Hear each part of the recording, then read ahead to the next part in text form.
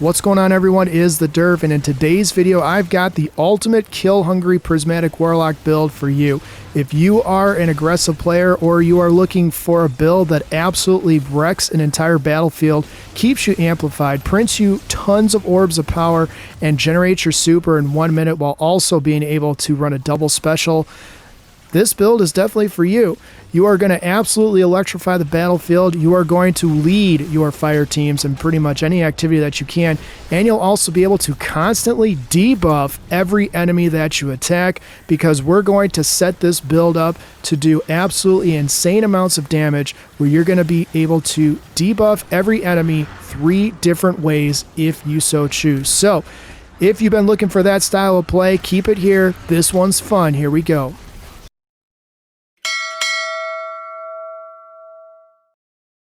Our ultimate killing machine Prismatic Warlock build, our super of choice is going to be Nova Bomb Cataclysm. Still one of the best supers of the game. Visually very satisfying to watch just blow up the entire battlefield all at once. It's a one-shot super, and it fits the rest of this build perfectly once we get through the weapons and all of those things. For abilities, we're going to go with Phoenix Dive, Burst Glide, Arcane Needle, although you won't be using it much, and we absolutely need to equip our Storm Grenade. We are going to be consuming this grenade to give us our Arc Buddy. For aspects, first up is going to be Bleak Watcher.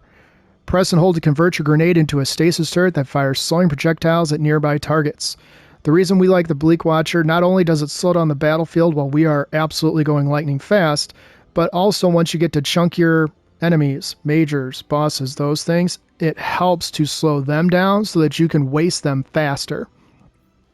Next up is going to be Feed the Void, to feed any target with any ability, to activate Devour. Your Devour effects are improved, restoring additional health and grenade energy. Feast on the energy of your defeated foes. Final blows restore health, grant grenade energy, and extend Devour. We're going to be getting our grenade back extremely quickly thanks to Devour. Every kill that we get with our buddy is going to give us grenade energy back and grant us health. And it will also extend Devour. So it's an infinite loop, basically. For fragments, first up is Facet of Purpose. Picking up an Orb of Power is going to grant us Overshield, which means we are going to have some significant damage resistance. We are also going to be picking up tons of elemental pickups as well. We'll get into that here in a second. Next up is going to be Facet of Dominance. Your Void Grenades weaken targets, and your Arc Grenades jolt targets. This pairs with our Arc Buddy, so we're going to jolt every single target that the Arc Buddy shoots at. Next up is going to be Facet of Awakening. Rapidly defeating targets with light or darkness damage or super final blows generates an elemental pickup of the matching damage type. With this build, we are going to be generating Ionic Traces, which are going to give us ability energy back to all of our abilities. We're going to be generating Void Breaches, which grants us class ability. And then occasionally we're going to be generating Stasis Shards, which will give us our melee energy. Next up is going to be Facet of Honor. Collecting an elemental pickup or destroying a tangle grants Transcendence energy of the same type. This is kind of a choice on how you want to do this. You can go with Facet of Honor if you want. I like the Transcendence energy, but you can't really downplay the use of Facet of Protection. The reason that I'm not using Facet of Protection is because I'm spamming my grenade. I'm not spamming like a lightning surge or something where I'm technically going to be in the middle of enemies on purpose while I'm activating an attack. It's true in the gameplay that you saw in the opening scene that, yes, it does seem like I'm just running without, regard for myself. So the added damage resistance and higher end content is probably going to be a little bit more welcomed once you get to like Ultimate, or like if you're doing Pinnacle Ops, or if you're doing Conquest or things like that, then Facet of Honor. But you guys can let me know in the comments what you think this 4th fragment should be. I think Facet of Honor is probably your best general gameplay, and Facet of Protection is probably your more higher end preferred fragment for gameplay. For stat distribution, I recommend focusing on weapons, grenade, and super in that order. It is absolutely not necessary to focus much on your class. It is absolutely not necessary to focus much on your melee, and it is absolutely not super necessary to focus everything you got into health. The reason because we've got Devour on our side, and we've also got some armor mods to help us along the way. But with your grenade stat at 145, your Arc Buddy is going to be doing 28.9% additional PvE damage, and your weapons at 154, for example, is going to be doing an additional 8% PvE damage, and that's going to be on top of your artifact bonus, which is going to give your kinetic weapon slot a plus 5%. So plus 5% plus 8%, you're going to be doing, what does that come out to? 13 extra percent. And oh, by the way, a 54% chance at a large ammo brick, which means you can successfully run a double special with this build and not worry about ever theoretically running out of ammo. Oh, and I guess I should probably point out 13% PvE damage also increases by another 15% just by having your weapons stat at 100. So what does that come out to? 28% extra damage? Yeah, that's kind of a lot. For weapons, first up is the Praxic Blade. Now this is going to be the main source of our build. Kind of. We're going to have our Sentient Soul on our side, but for the enemies that don't get wiped by the Sentient Soul, we got the Praxic Blade, ironically, as a cleanup. You want to put on Balanced Form, Rapid Final Blows, grant ammo to this weapon, and trigger health regeneration. I've had a lot of questions on Durf. Why are you using Balanced Form on everything? I want health regeneration. I also don't mind the increased damage against rank and file combatants, because if you get the combo down, when you get to those majors, it's not really that much of a difference in terms of damages. So for those who want to do offensive form, landing 3 melee or throw attacks grants ammo to this weapon. That's great, but, it doesn't really matter, compared to the balance form, and increases damage against bosses and vehicles. That does kind of matter a little bit. It is somewhat a noticeable damage bump, but it's not so noticeable that it fundamentally changes how many times you attack said bosses. And again, not all bosses are going to be, on the ground. So offensive form doesn't work as well as balance form. And defensive form, blocking an attack that requires you to just be blocking all the time, blocking attack melee after guarding, increases damage for a short duration. That's all great, and your guard resistance and endurance, bumps up, but you should be able to survive with the build that you have in general, so balance form takes the cake because of the health regen. You also want to put on Impact Corp. Every kill that you get, which is why also I picked the Nova Bomb for super, every target that you attack with your Praxic Blade is going to weaken them. So not only are you going to have your Sentient Soul going, not only are you going to have your Bleak Watcher going, every attack you do with your Praxic Blade, while these buddies are firing at the same time on, let's just say, the boss or the major that you're going after, you're going to weaken them. So everything you do theoretically is going to be already taking a weakening debuff from your Praxic Blade. If not, it's going to be taking a jolting debuff from your Arc Buddy. And if not that, it's going to be taking a slowing debuff from your Bleak Watcher.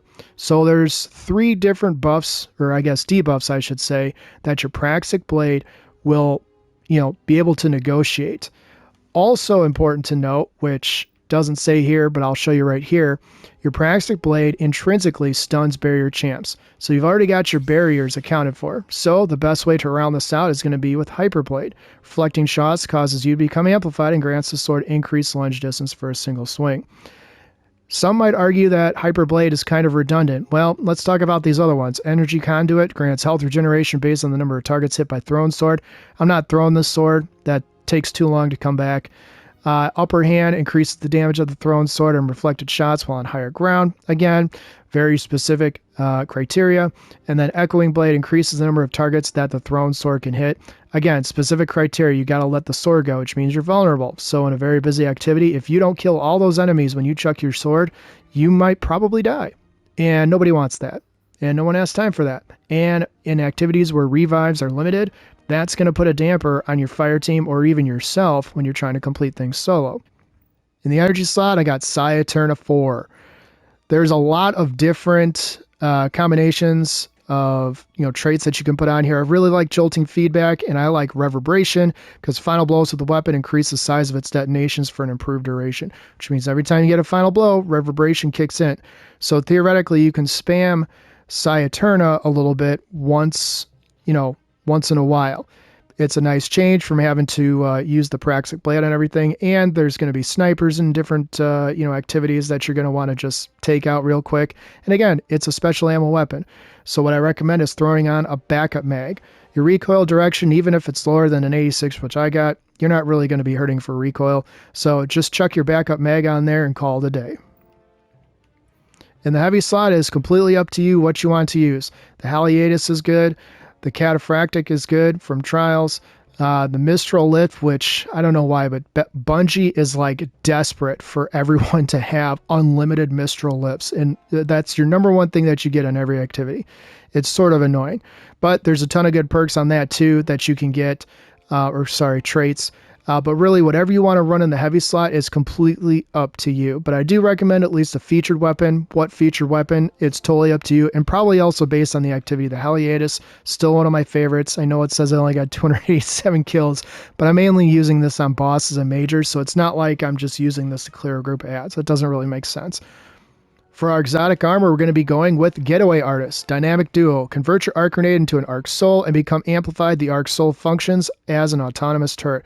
Remember, all turrets now pair with your grenade stat. So the higher your grenade stat, the more powerful all your turrets are. So whether that's the Hellion or the Bleak Watcher or, yes, your Arc Buddy, they all count as turrets and they all now correlate with your grenade stat. So the higher your grenade stat, the more damage each hit is going to do. So if you really wanted to spec into nothing but grenade and drop your weapons down to like a 100 or even next to nothing, that's totally up to you. You'll lose the 15% damage buff if you go below 100. But on the flip side, your grenade becomes even more ridiculously powerful. So how you want to play is kind of up to you. You guys can let me know in the comments what you like the most. For the rest of the armor, go ahead and spec into whatever general armor mod that you need. For the helmet, you can put on a special ammo finder along with Ashes to Assets for increased super regen and a kinetic siphon. You could also make an argument to put a second Ashes to Assets for even more Nova Bombs. For the gauntlets, put on 3 firepower. Every sentient soul kill that you get is going to generate you an orb of power because the cooldown is 1 second. For the chest armor, go ahead and put on 1 of every elemental resistance mod, unless you're going into an activity where there's like a 50% increase of damage in any one element, then just put a second one on there.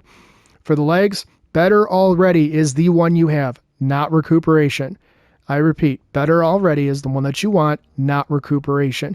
The reason you want Better Already is because Better Already immediately gets your health to regenerate after picking up an Orb of Power, which means once it starts regenerating, theoretically 1 Orb of Power can regenerate your entire health bar if, the activity doesn't have like a health modifier, for example.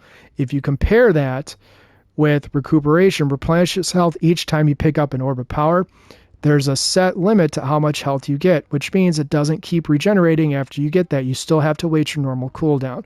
So when you hear people debate Recuperation or Better Already, you got it. You got the scoop from me first. No, probably not. I'm just joking. But Better Already is the one to do. And then you want to put on Double Absolution. The reason you want Double Absolution is because you get all of your abilities back theoretically faster. I guess that kind of doesn't necessarily have to happen. You could make an argument for throwing on Double Innervation in this, or maybe even a Better Already in this instance. But it's kind of up to you. I just have always liked Absolution, and it's served me very well. For the class item, go ahead and put on your class font, your bomber, and your Reaper for the few times that you hopefully have to activate your class ability. For the artifact, you can go ahead and mod however you want in this, but remember, you've already got anti-barrier taken care of, so your Sciaturna can be your overload negotiation. If you need to do unstoppables, your crossbow that you should hopefully have submersion will stun unstoppable champions. So with this build, you will be able to stun all 3 champs with all 3 weapons. Not 3 per weapon, just 1 for 1, 1 for 1, 1 for 1.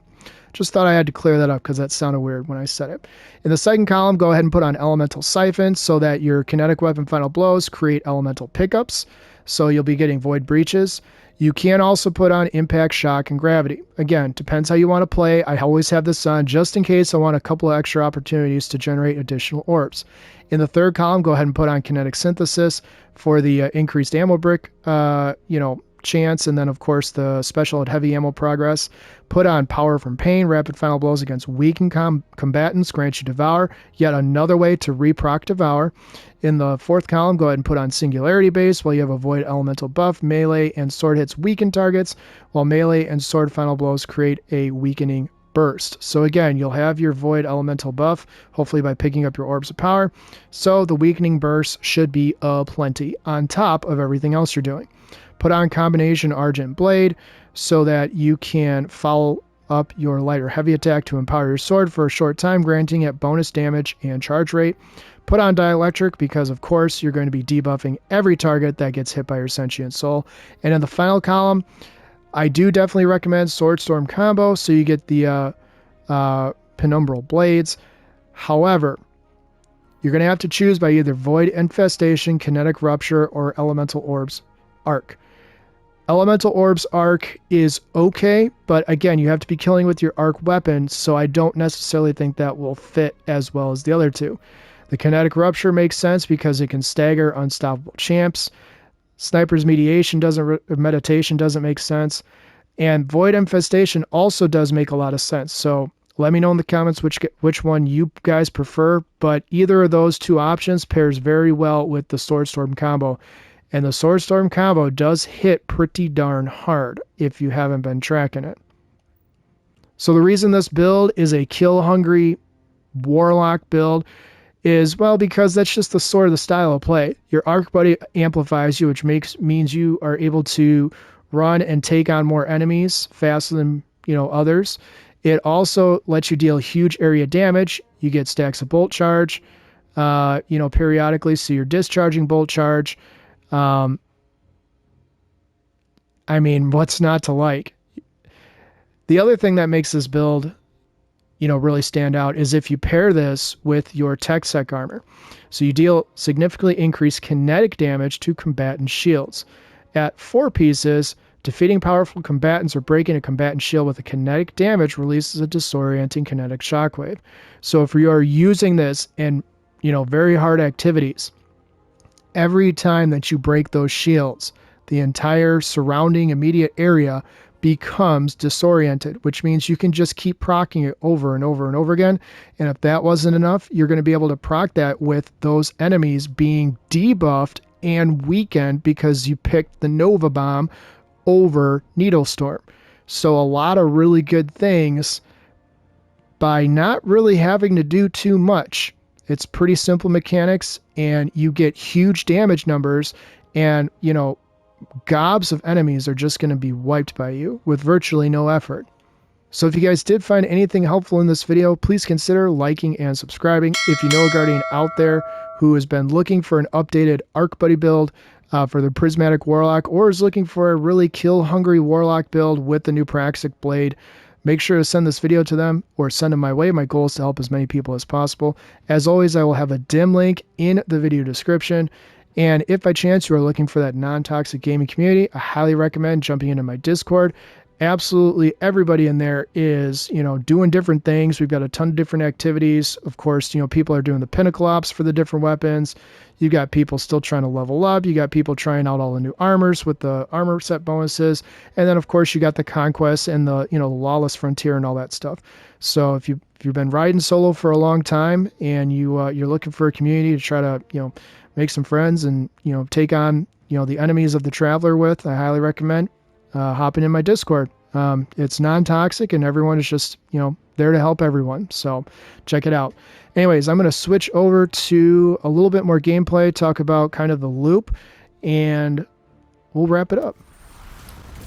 All right, so the gameplay loop is pretty straightforward. Consume your Arc Grenade, run around the battlefield, let your Sentient Soul do a ton of damage, and let your Praxic Blade just absolutely level any enemies that might remain, or who might be majors, or even the boss. It doesn't matter. Every enemy that you attack with your Praxic Blade gets debuffed with a weakening debuff.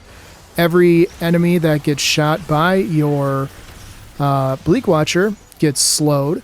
and every enemy shot by your Sentient Soul gets jolted. So no matter what is doing the attacking, whether it is you, it is one of your buddies, or if it's your Praxic Blade, you're going to be essentially debuffing in some way, shape, or form every enemy that ever comes in contact with you. And quite honestly, that's what makes this build so ridiculously powerful. The ease of use, the simplicity of it, the fact that you can play how you want, you can be ultra aggressive, and you're going to see here, I mean, I've got no, I got no worry about being able to do what I got to do. Even with health that keeps getting knocked down because of the game that we are, or the activity that we're in. I'm outside of the the safe zone there. But what I'm doing instead is I'm constantly refreshing Devour. Devour is giving me my health back. Devour is making sure that I don't die. Devour is also making sure that I get my grenade back even faster. That's on top of your Sentient Soul refunding grenade energy for every hit that you get. And you'll notice pretty much the entire time you've been watching any of this gameplay, I've got all of my abilities ready to go. I don't think there's ever been a time where I'm literally just waiting for an ability to come back. If you keep moving, if you keep doing everything that you need to be doing, then your end result is going to be you are going to literally be the ultimate killing machine for your Prismatic Warlock. So hopefully you guys like the video. Hopefully you guys like the build. Let me know in the comments what you think and how you would mod your setup. I will see you guys next time. Take care.